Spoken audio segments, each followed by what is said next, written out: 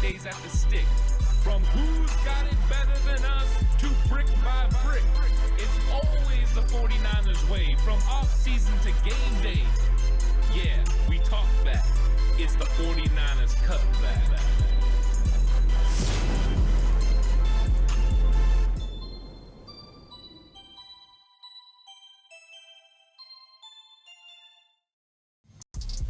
It's 49ers Cutback podcast time. Welcome to the show, everyone. I want to talk about the 49ers plan and how it's coming into focus. And I think that everyone had a pretty good idea, with the most part, how the 49ers were going to build their team through the offseason. There was going to be a huge focus on the draft. I don't think we knew that at first. I think that a lot of people thought that they were going to spend some money in free agency. I think that they, started to realize at some point they were going to trade away Deebo Samuel. But with that said, and you're moving on from several of your key veteran players that helped your football team over the last couple of years, whether that's Javon Hargrave or Malik Collins or last year Leonard Floyd, you're losing key players like Talanoa Hufanga and Drake Greenlaw. You're trading away Deebo Samuel. And you start looking at this roster, and you start wondering, how are the 49ers possibly going to fill all these holes? And it's easy to say, oh, just go do it in the draft. Just go do it in free agency. But the method to the madness of having to get those players and put them in particular spots is one of the key elements to this. So this is gonna be an episode where we go through and we look at it and we put this plan into focus, because I think it's getting clearer and clearer of what the 49ers did during the offseason. I don't think it even just started this offseason. I think it started last offseason too, where the 49ers started moving in a certain direction, where they started doing things what they knew they were going to have to do to be able to kind of re-engage what they were going to do. Recalibrate, I believe, is the word that John Lynch used when talking about rebuilding this team. It's not a rebuild, it's recalibration. And I think in a lot of elements, there is recalibration. They've changed up a few things here or there. And so this is going to be a fun episode, because I really want to go through and figure out what the 49ers plan is. And I think it's real clear. And if you look back at a lot of people a couple of months ago, that dude 49ers content, they would have said, I'm not sure. I don't exactly know what the 49ers are doing right now. There's a ton of dead money. There's a lot of veteran players, out. We haven't signed Kittle or Brock or Fred Warner. This is all a few months ago. And then now you look at it and it's a completely different picture. And people are talking up OTAs, and people are getting, pretty excited about some of these young players and some of the new players that have come in. And it's nice to see people excited about 49ers football again. But there was a plan from the very beginning. Kyle Shanahan and John Lynch put together a plan of what they were going to do. And there was huge elements that had to fall exactly the right way for this team to look the way it is going into the season. And I think that they've hit. And I think that there's still maybe a couple areas are still looking to recalibrate. We'll talk about that as well in this episode. I have to say, first off, thank you to everyone that has subscribed to the channel, over my time period on YouTube. I have surpassed 6,000 subscribers, and it's all because of you. I really would like to thank you. And, we're just continuing to grow, and you guys are the reason why. So I really appreciate that. That's why, when I go through my episodes, I ask you to like and subscribe, because it does go a long way to help us out. It pushes us into the algorithm. But I got to give you guys, all the respect and thanks for adding me and subscribing to the channel. So that way, we can go past 6,000. So thank you so much for that. Of course, if you're listening on audio platform, 49ers Cutback on Belief Network, that's anywhere you listen, Spotify, Apple Podcasts, wherever you listen. Please give it a 5-star rating if you feel the content is up to that level. I'd appreciate that so much. It means a lot there as well. And then, of course, if you were going to bet, and there's a lot of things to bet on right now with the NBA Finals and everything going on, bet with BetOnline. BetOnline is the world's most trusted betting platform and your number one source for all your sports betting action. With baseball season in full swing, and we're deep into the NBA and NHL Finals, and BetOnline has more ways to stay in on the action with the latest odds, news, and scores, even live in-game betting while the games are being played. We keep the dog days of summer rolling with the largest selection of odds on everything with the updated odds on Major League Baseball, UFC, and boxing. To tennis, NFL futures, BetOnline remains the best online source for all your sports wagering info. In between games, head on over to the BetOnline casino with all the top Vegas-style games, including poker and live casino. BetOnline, the game starts here. So for the 49ers, it has to start with this. The 49ers season comes to an abrupt end where this is the first time in a while that it feels like the 49ers just didn't meet expectations at all. And in fact, it's the first time since 2020. And one of the things that's interesting that kind of brings you full circle is when that happened in 2020 and the team was marred by injuries, there was a coach leaving in Robert Saleh. He was leaving. He got the head coaching job with the New York Jets and he left. Well, the next time that this happened to the 49ers, there was an opportunity to bring Robert Saleh back. And John Lynch and Kyle Shanahan didn't really mince words. They went after Robert Saleh. And Kyle Shanahan knew that this was one of those keys to unlocking what their plan was going to be. And just making that statement that he made, that he's built it with Saleh before, so he knew they could do it again, right? He already knew the method to Robert Saleh's madness. And Saleh said, hey, by the way, I wasn't going anywhere else to be a coordinator. It was San Francisco or bust. And so you got this opportunity to bring Robert Saleh in and really upgrade your defensive coordinator position, because you had really good coordinators over the first part of Kyle Shanahan's tenure in San Francisco. Robert Saleh was phenomenal, helped him get to the 2019 Super Bowl. Then DeMeco Ryans took over, and he was fantastic. He helped the 49ers get to that NFC Championship game in 2021 and 2022. And, maybe a Brock Purdy injury, the 49ers could have got over the hump and got to the Super Bowl in 2022 as well. So those guys definitely did a good job. They parlayed that into head coaching jobs. But Kyle Shanahan knew that Robert Saleh was the man for the job, and he went out and got him. And I think this is one of those significant moves. Because when you get Robert Saleh in, you get the energy, you get the natural respect from the players around that he's going to be able to be one of those guys. You get, the intensity, but you get the familiarity too. You get the confidence because you know that he can put you in the right places to be successful. So getting Robert Saleh was the key. And this is what sets the basis for how the 49ers build the offseason. Because you have to get Saleh, and you have to get Brant Boyer. We can't ignore special teams. Brant Boyer is going to be a big reason why this 49ers team is a lot better next year, or they continue to struggle a little bit. Because these coordinators have to be much better than their predecessors. And I think we all believe that's going to happen, especially in the case of Robert Saleh. But we've seen it with Robert Saleh in person. We've never seen it with Brant Boyer. He was 3,000 miles away in New York. Now, the one caveat to that was he coached with Robert Saleh. So that kind of gets us to feel a little bit more confident just because there's a connection there. But Brant Boyer also is a big part of this rebuild. And recalibrate. I'll have to keep saying that, recalibrate. Because the 49ers went and they changed things up. And it was moves right away. And the plan for the 49ers when it came to attacking the offseason, it started with coaching staff, where they went out and they got these two coordinators. And these coordinators were going to have extreme input on what they were going to do at key positions. And I love that. I love the fact that they said, hey, let's go get the guys qualified, and then let's trust the qualified guys to get players that we like. Now, the scouting staff said they sat down with Robert Saleh right after he signed, and they said, hey, let's get together. Let's find out what kind of players you're looking for, what exactly we've been doing here in San Francisco when it comes to scouting, what players we've been finding to fit in our system. Now you tell us what the things that you are going to need, the things that you like when you're evaluating and looking for players, and we're going to come to some sort of consensus agreement.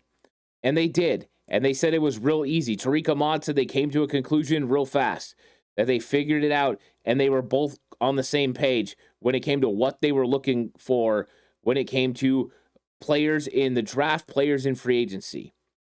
And that's how you get things rolling, because then once you know what each of these coaches is looking for, you can start building a profile of players that fit within the system. You have a general idea already.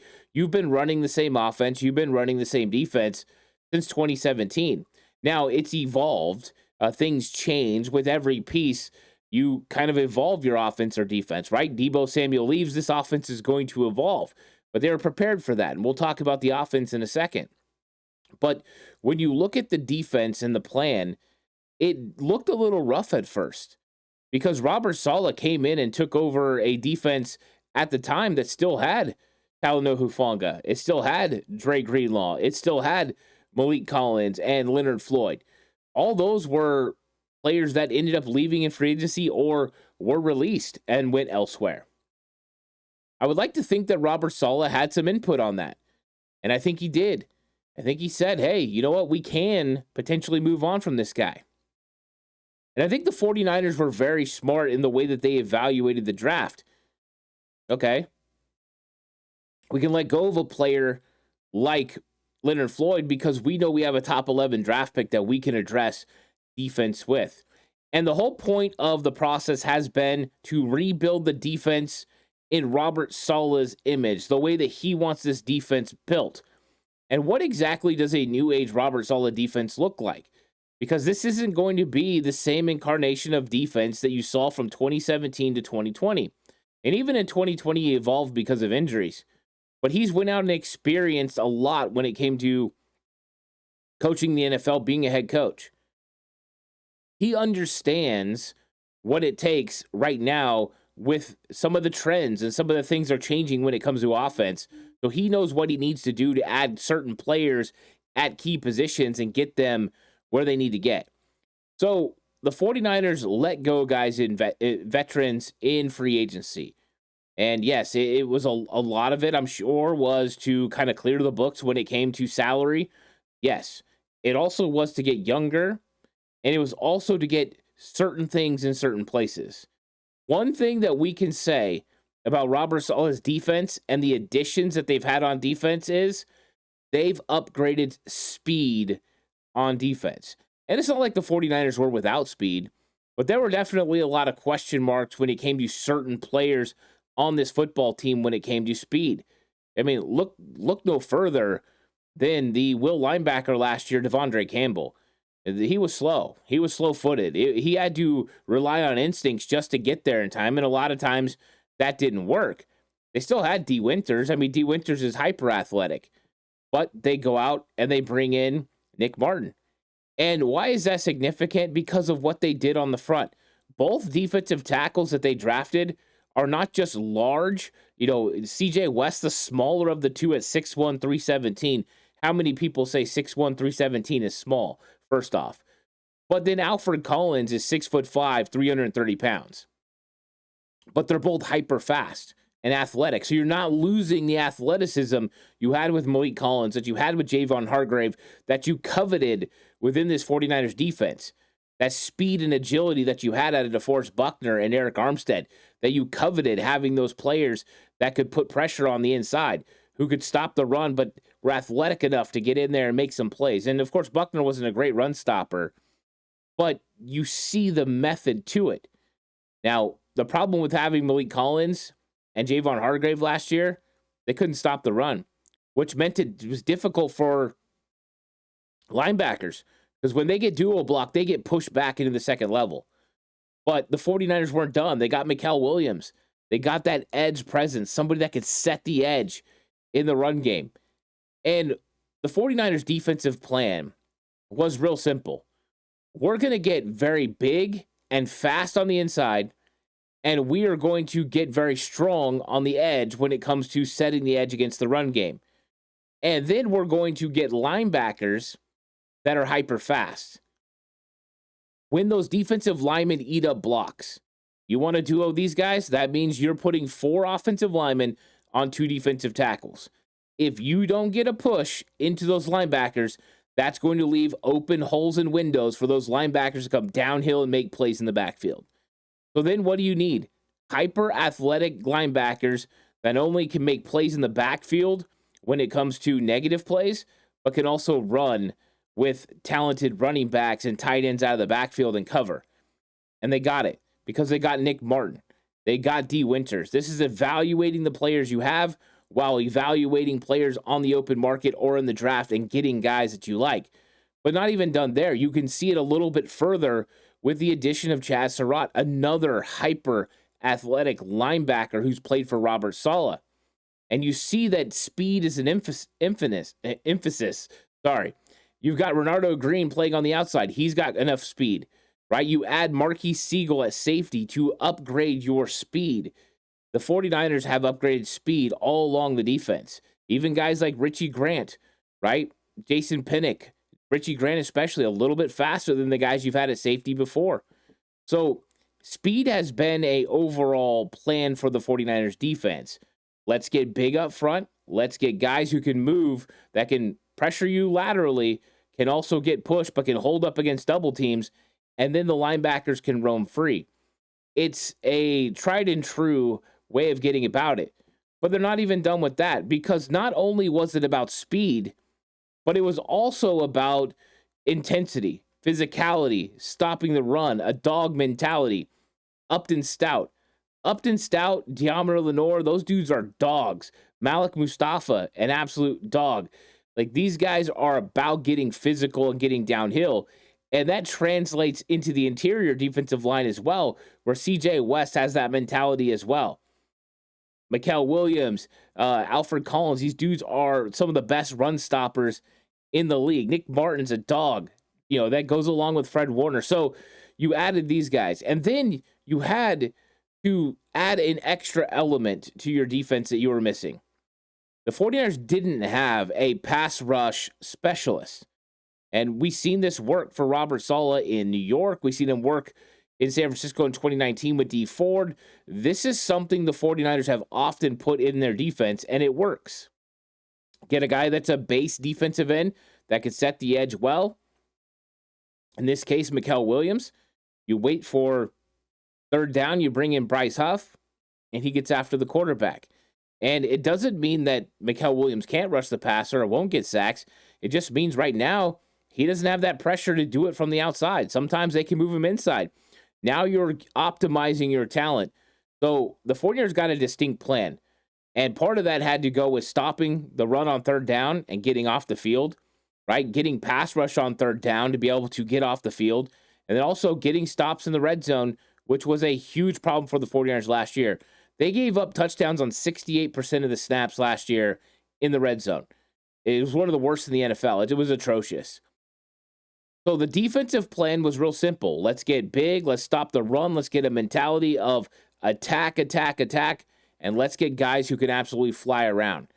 They added a 4-5 guy at linebacker in Nick Barton, a 4-3 guy at safety with Marquise Siegel, 2 4-9 guys at defensive tackle in CJ West and Alfred Collins, a hyper-athletic Mikael Williams, a athletic, guy that could do a Euro step, a crossover type moves when it comes to pass rush, and Bryce Huff. And you start seeing it. It's like, oh, here it is. And I didn't even mention about that pit bull that we got playing, potentially a nickel corner now with Upton Stout. You see the vision for what they're doing. They're going to fly around. They're going to blitz. They're going to bring pressure. They're going to pressure with just 4, and they're going to put the onus on the offense to be able to overcome the defense. But it's not just a plan for the defense. It's also a plan for Brant Boyer. He came in with a plan as well. Evaluate and determine. And maybe Robert Saleh did that with Malik Collins and Leonard Floyd, and those guys and the decisions they made there. But we know Brant Boyer did for sure. Out goes Tabor Pepper. In comes John Weeks. You upgrade. Tabor Pepper, not an all-pro long snapper. John Weeks, all-pro long snapper. Huge upgrade. We're going to make every part of the process easier for Jake Moody. And I've talked about this in another video. If you want to talk about that, I talked about the emphasis the 49ers put on special teams. It's available. Check it out. But it wasn't done there. They released Mitch Wishnowsky, a healthy Mitch Wishnowsky, which was shocking, because they wanted to make sure they could evaluate and upgrade if normal, or if possible, the position. So in comes Thomas Morstead, who Brant Boyer's familiar with. And this has been a method as well. These coaches are bringing in guys they feel comfortable with. And it's not even just the coordinators, it's also the position coaches as well. Gus Bradley brought in Dallas Flowers to play cornerback. That's somebody he's familiar with. Robert Saleh brought in Jason Pinnock to come in and play safety. That's somebody that he drafted in New York. These guys are bringing in guys like Chaz Surratt and Bryce Huff, guys you're familiar with, guys you can do it, that fit in the system. And Brant Boyer's doing the same thing. Now, Boyer has something interesting to do that's a little bit more difficult than maybe anything Saleh has to do, and that is get Jake Moody to play the way that he is supposed to play. If he can get Jake Moody up to speed and able to consistently make field goals and, flawlessly make extra points, this 49er team is going to win a lot of football games because they're going to have opportunities to kick field goals. But Jake Moody has to be right. And Brant Boyer's got to figure that out. But you could see the plan. Let's take all the guesswork out for Jake Moody. Everything's going to be the best. We have a former All-Pro long snapper. We have a former All-Pro punter. They're going to be a part of the process to help Jake Moody. They're veterans. They understand everything. They can calm him down. They can give him wisdom. And we're going to let Jake Moody see if he's out of his head and he's back to just kicking consistently with field goals. You see the plan on special teams. And it doesn't stop there. They bring in kick returner and punt returner and kick returner and punt returner. They've got so many returns. And that's important because field position is going to be a huge element to the game. Now, if you kick it into the end zone on kickoff and not in the landing zone, and it gets a touchback, it goes out to the 35. An extra 5 yards may not seem like a lot, but that's closer. That's a more percentile of being able to get points, especially if Jake Moody can make field goals. So teams are going to be paying attention to that. There's going to be more opportunities to potentially return. So 49ers look at it and say, you know what, we have a plan for it. And this is what I love.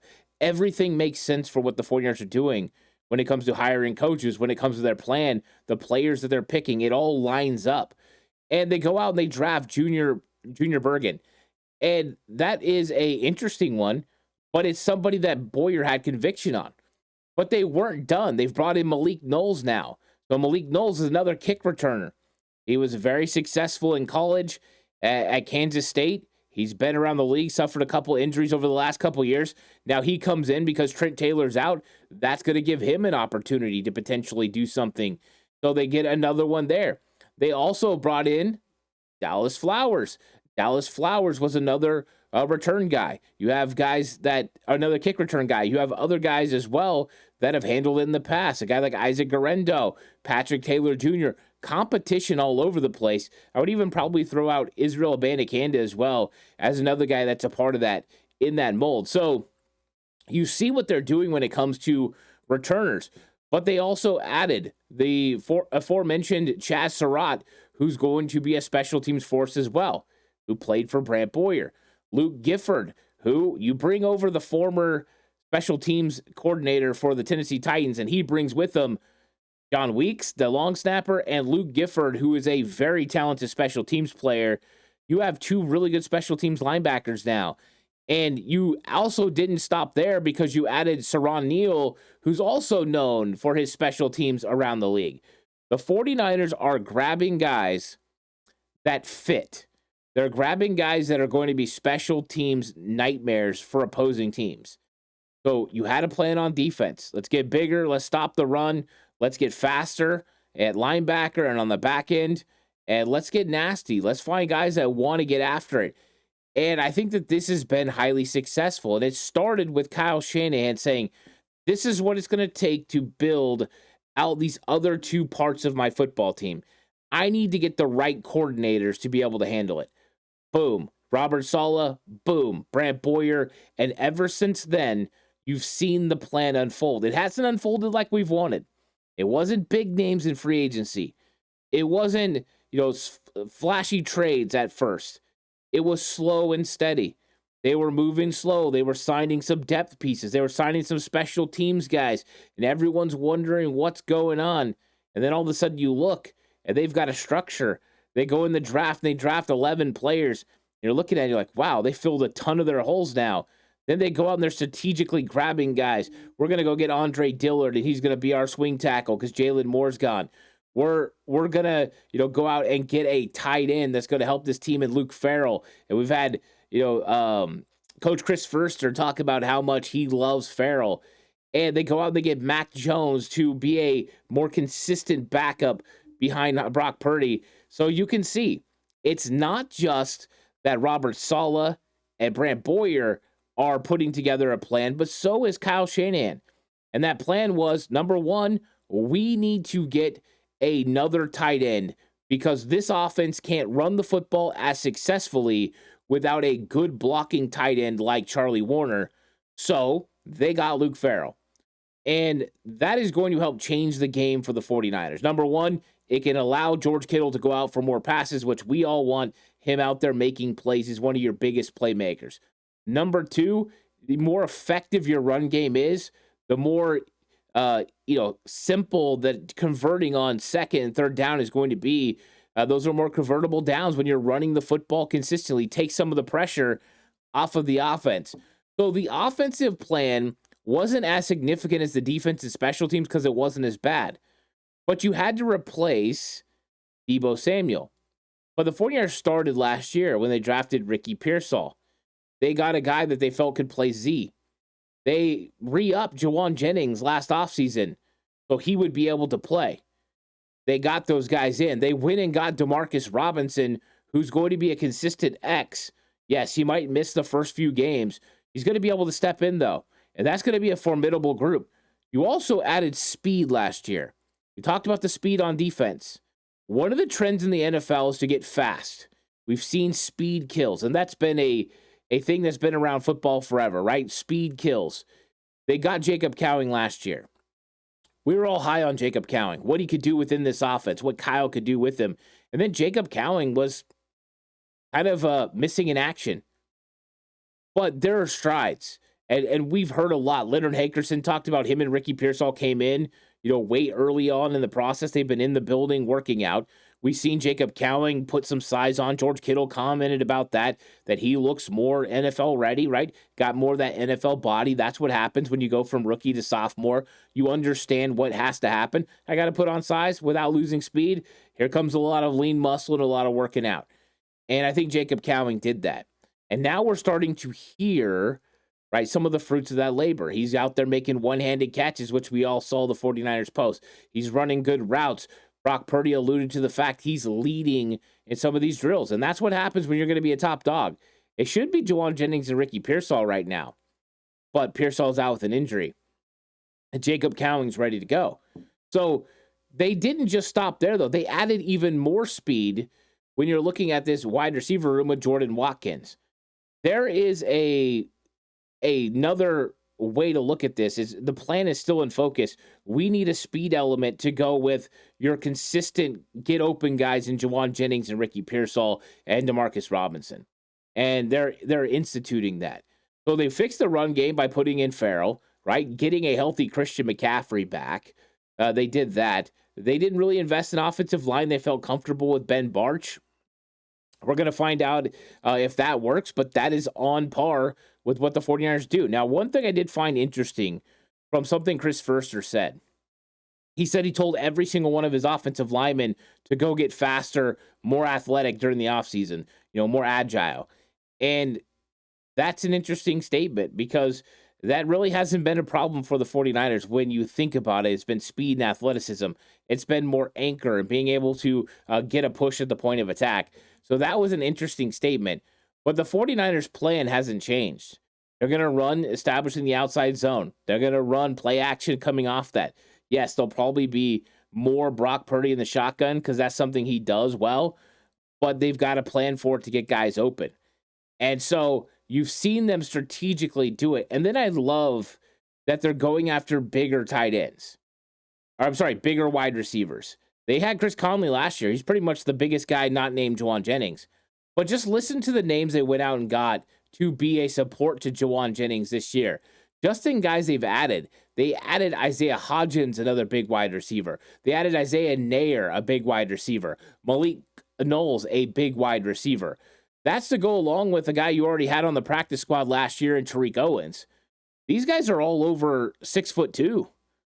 That's not something the 49ers have had around here. So the kind of trading out some of those smaller players and adding some bigger ones. Yes, they do have some smaller guys still, with Jacob Cowing and with their draft pick this year, Jordan Watkins. But I like what they're doing, finding a mix there. So what is the plan for the offense as this comes into focus? Run the ball consistently with Christian McCaffrey back. Use the emphasis of Luke Farrell as the second tight end. Bring back Juice, and now you're able to run the football using speed and athleticism and basing it off the outside zone. That's going to be the offensive game plan. Allow your quarterback then some opportunities because now you have two guys that can absolutely burn on the outside. You get one of them to go vertical, and you create opportunities with Jawan Jennings and Ricky Pearsall in the intermediate routes. You get opportunities for George Kittle in a variety of different ways. And then you use Christian McCaffrey sporadically out of the backfield and in the slot. And you see what Demarcus Robinson can do. And I know that there might be a little bit of a situation with him not being able to start early on in the season. But I'm just saying, when you get those guys out there week 4, if he is suspended for 3 games, you're going to like what you see. And they've got the weapons to be able to do it now. The whole offensive game plan is going to hinge on how well that offensive line is able to run block and then able to hold up when it comes to pass protection. If they're able to do it at a pretty good level, pretty decent level, this offense is going to be a team that scores. And then the other emphasis for the 49ers had to be short yardage, which they struggled in mightily last year on third down conversions, and red zone conversions for touchdowns, which they were abysmal at. They went out and they got Jordan James. And Jordan James is one of the best red zone runners in the entire college football. 31 career touchdowns inside the red zone. It's phenomenal. He's going to have opportunities. He finds creases really well. So you see the additions.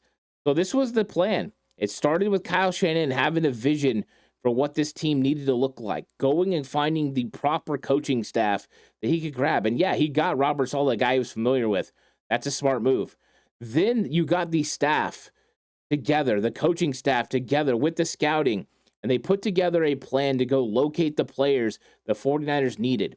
And then John Lynch hasn't stopped to continually look for opportunities to bring players in, whether that's in free agency, signing someone, or if that's trading for someone like Bryce Huff.